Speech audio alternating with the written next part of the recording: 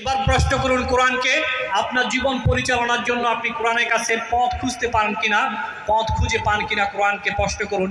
এই প্রশ্নের উত্তর এই শাহরু রমাদানের আয়াতের মধ্যে রয়েছে।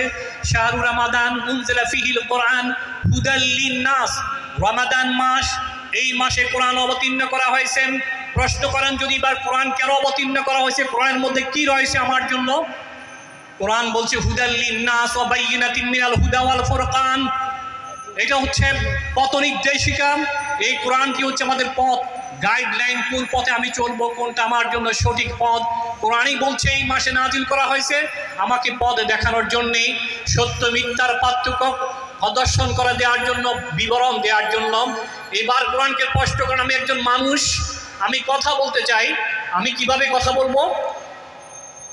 কোরআন জবাব দিচ্ছে কুলু কাউলান সাদীদা, ইয়া আইয়ুহাল্লাযীনা আমানু তাকুল্লাহ কুলু কাউলান সাদীদা, হে ঈমানদারগণ তাকওয়া অবলম্বন করো, কথা বলো বিনম্রভাবে। কোরআনকে আপনি প্রশ্ন করেন, আমি পথ চলবো, কলেজে যাবো, বলছি ইয়ামশুনা আলাল আরদি হাওনা।